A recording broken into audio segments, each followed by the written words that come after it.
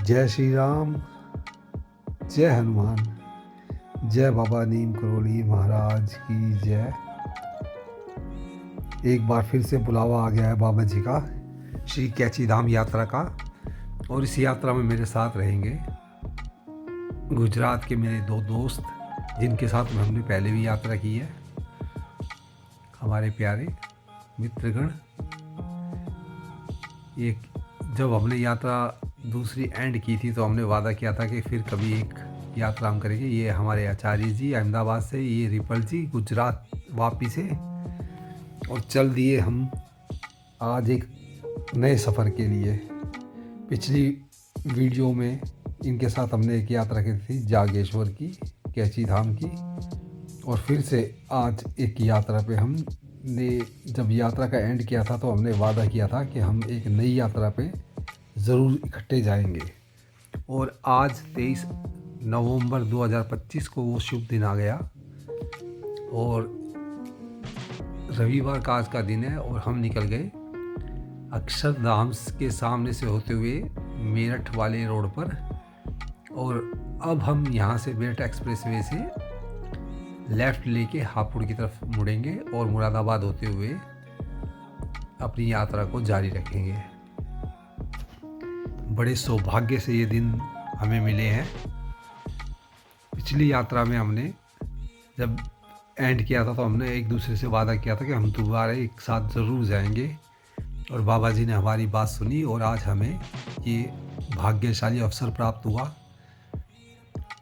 इतने अच्छे मौसम में पहाड़ों पे जाने का सौभाग्य प्राप्त हुआ, और दिन भी हमारे पास 4 थे, तो हमें किसी तरह की कोई दिक्कत और फिक्र नहीं थी। पर्याप्त दिन है इस यात्रा के लिए, और हमें सीधा जाना था अभी पहली बार ढोल आश्रम, जिसका हमने बहुत नाम सुना था, और एक बार हम गए भी थे पर वहाँ रुके नहीं थे। इस बार हमने रुकने का, वहाँ का प्रोग्राम बनाया है रुकने का।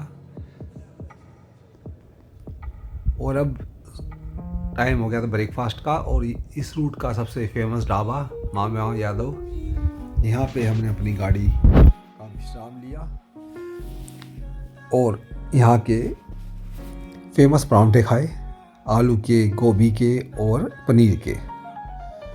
काफ़ी अच्छे मिलते हैं यहाँ, मूर्थल की तरह। जैसे मूर्थल में परांठे मिलते हैं बिल्कुल वैसे ही टेस्ट रहता है यहाँ भी।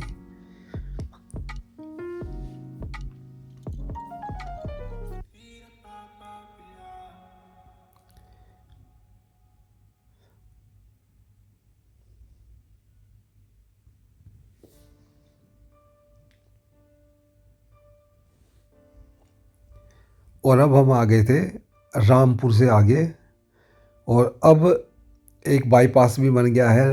आप बरेली की रामपुर से जब मुरादाबाद से आप निकल के रामपुर की तरफ जाते हैं तो रामपुर के शहर के अंदर से जाना पड़ता था पहले आपको, रेलवे स्टेशन और बस अड्डे के सामने से रामपुर। अब उसका आगे बाईपास बन गया है, 5-6 किलोमीटर आगे अब जाओगे तो लेफ़्ट में, जहां आपको शहर के अंदर नहीं जाना पड़ेगा, बाहर से ये रोड आपको सीधा रुद्रपुर निकाल देगा। हम उसी रोड पर इस टाइम उपस्थित हैं।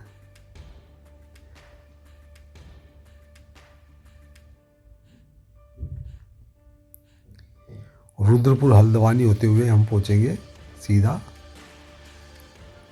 भीमताल की तरफ ढोल आश्रम। और एक भव्य मंदिर रामपुर में बना है, बहुत बड़ा।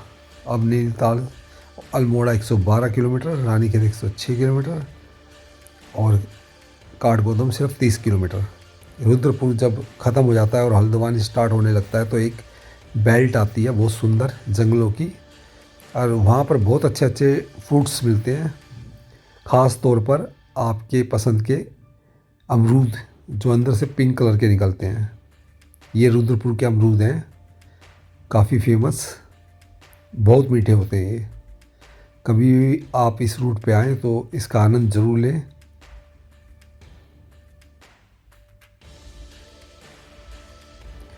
और ये अमरूद वाला भी हमारी जान पहचान का है, ये अखिलेश यादव इसका नाम है, तो हमें इसका नाम याद रहता है। यूपी का एक मंत्री, उसका नाम भी अखिलेश यादव है, इसका नाम भी अखिलेश यादव है। हालांकि ये उससे बहुत चिढ़ता है नाम से, क्योंकि ये योगी में बिलीव रखता है, इसलिए हम इसे चिढ़ाते हैं। और अब सुंदरबन का रास्ता शुरू हो गया था और बहुत ही सुंदर रास्ता है ये, और बहुत अच्छा लगता है यहाँ गाड़ी चलाने का आनंद कुछ और ही है। और यहाँ अक्सर जानवर भी आ जाते हैं रोड पर। ये जाम लगा हुआ था क्योंकि एक गजराज आगे थे रोड पर। अभी आपको उनके दर्शन कराते हैं।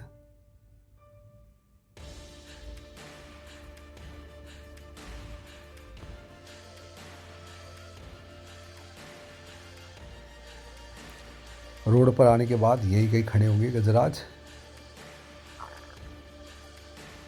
वो रहे, हल्की सी झलक दिखी उनकी। अब अपने जंगल में वापस जा रहे हैं और हम भी चल दिए अपने सुहाने सफ़र पर पहाड़ों की तरफ।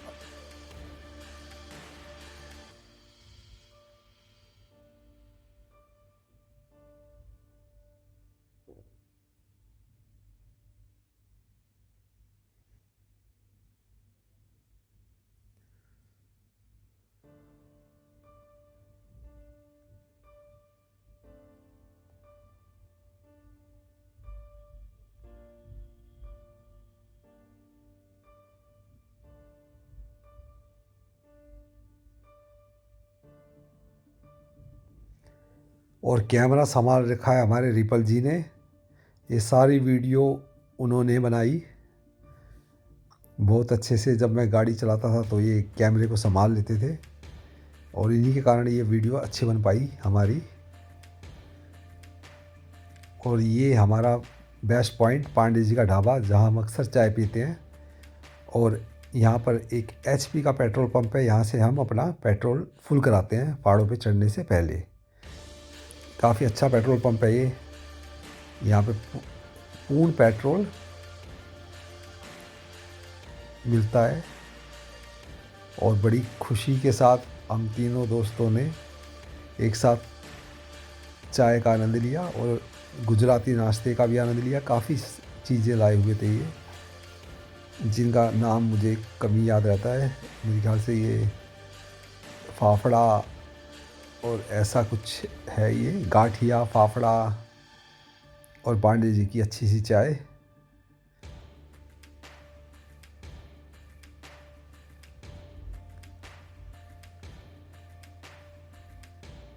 शाम होने वाली थी और अब हमें पहाड़ों पे काफ़ी आगे जाना था, क्योंकि आज हमने सोचा हुआ था सीधा ढोल आश्रम ही जाके हम स्टे करेंगे। काफ़ी नाम सुना था ढोल आश्रम का, काफ़ी लोगों ने हमें बोला था कि वहाँ पर बहुत अच्छा लगेगा आपको। तो हम रुकने के पर्पज़ से जा रहे हैं। 3:35 हो गया टाइम। और हल्द्वानी से भी हमने बाईपास का रोड पकड़ा और बाईपास से जैसे ही आप पुल के नीचे उतरेंगे वैसे आपको सीएनजी स्टेशन लास्ट मिलेगा। वहाँ से हमने अपनी सीएनजी फुल कराई, जबकि शायद सीएनजी भी वहाँ पर पेट्रोल से भी ज़्यादा महंगी है। पेट्रोल से भी बहुत महंगी है सीएनजी वहाँ। आपको दिखाता हूँ प्राइस सीएनजी का। पेट्रोल वहाँ पे 94 रुपीज़ है उत्तराखंड में, और सीएनजी मिलेगी लगभग आपको 105 रुपये 60 पैसे, यानी तकरीबन 11-12 रुपये महंगी। और ये गोला नदी के ऊपर से हम अब पहाड़ों की तरफ जाते हुए।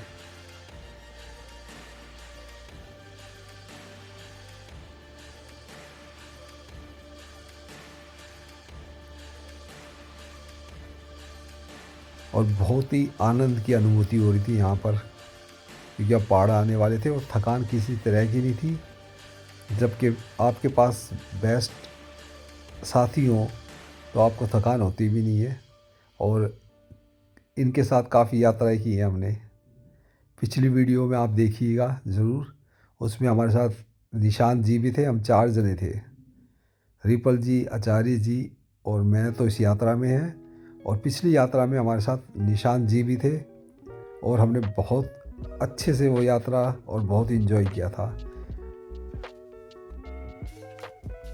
ये स्टेडियम हल्द्वानी का, और ये रोड आपको काठगोदाम सीधा काठगोदाम पहुंचा देगा। काठगोदाम से भी आगे थोड़ा ट्रैफिक से निजात मिल जाती है इस रोड पर।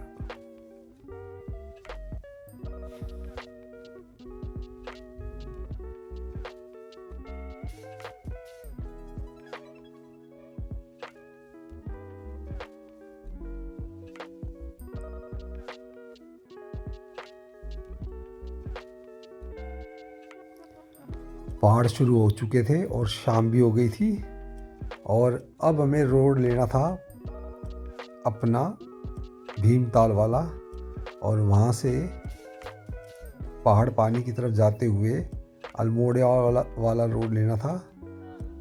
पदमपुरी आश्रम के सामने से निकलेंगे हम, और वहाँ से अल्मोड़ा की तरफ जब जाएंगे तब जाके यहाँ से करीब 60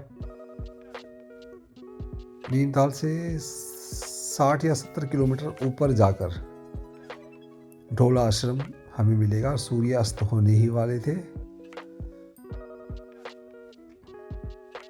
और हम अपनी यात्रा का बहुत एंजॉय कर रहे थे तीनों ही।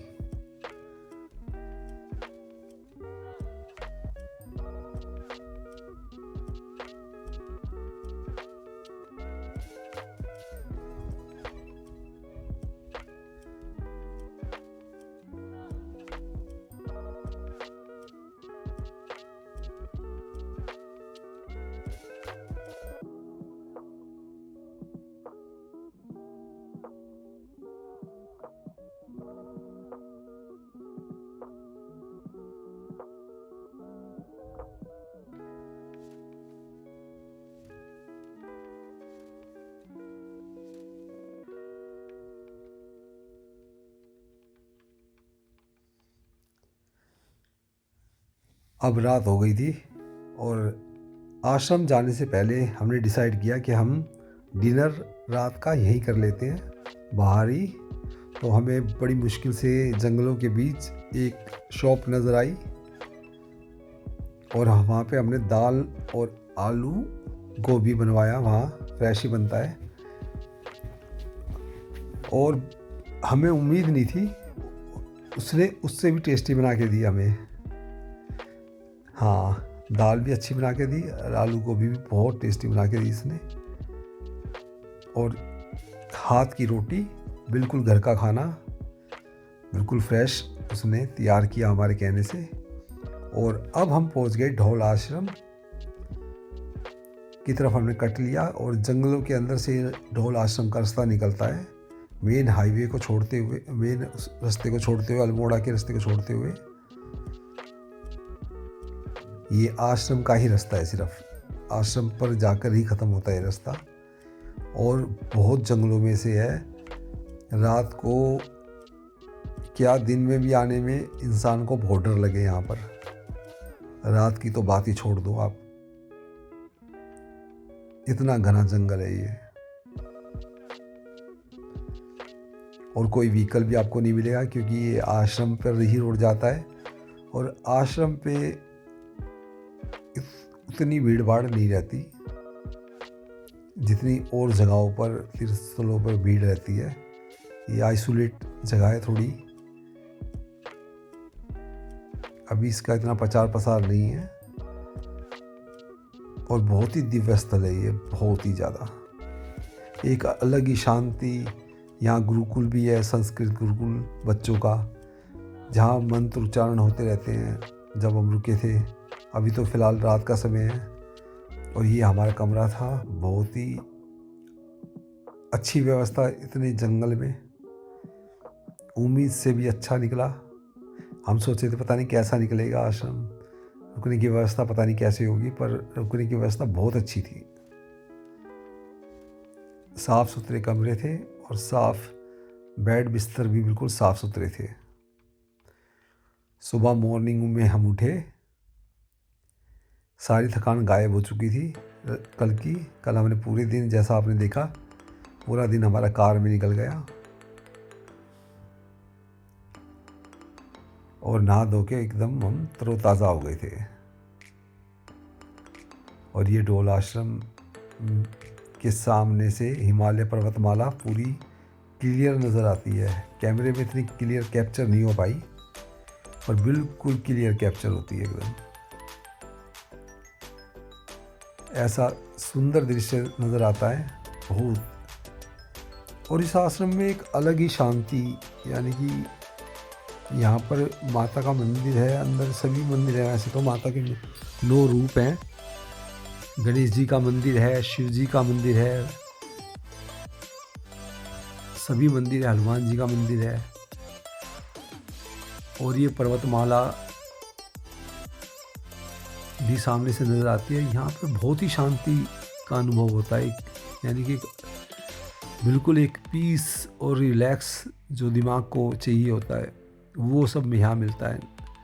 ये नंदी जी शिव भगवान के सामने बैठे हुए, बहुत बड़े शिव जी की गेट पर ही प्रतिमा बनी हुई है पहाड़ों पर।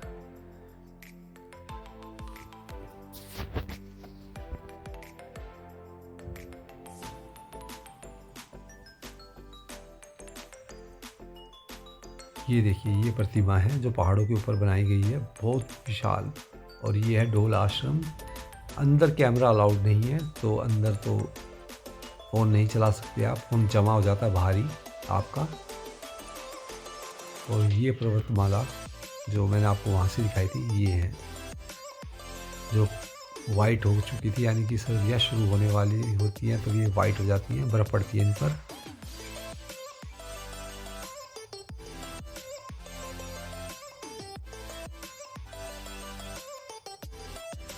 कैमरे में शायद इतनी साफ़ नहीं आ पा रही जितना वहाँ साफ नज़र आता है।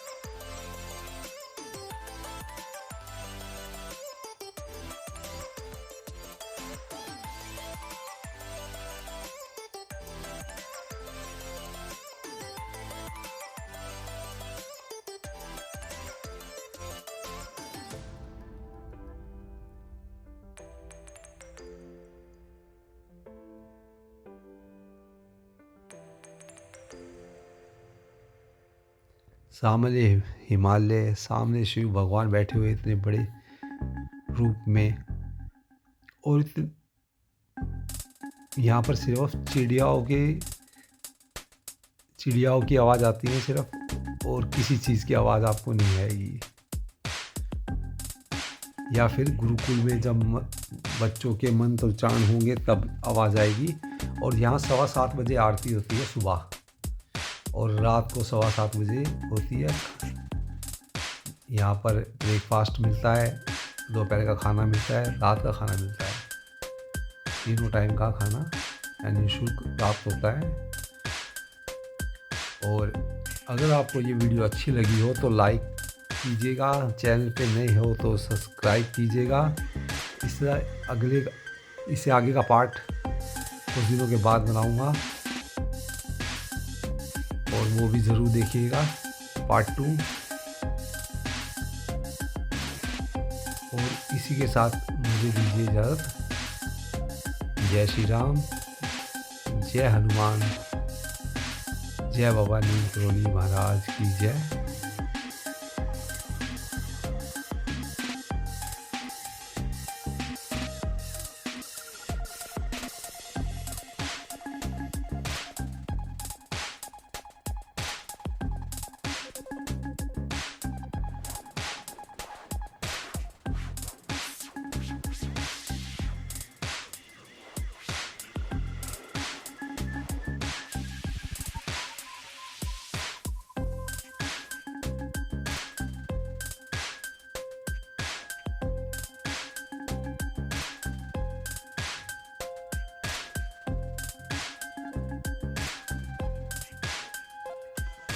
कमेंट में जय श्री राम ज़रूर लिखिएगा, हो सके तो। जय श्री राम।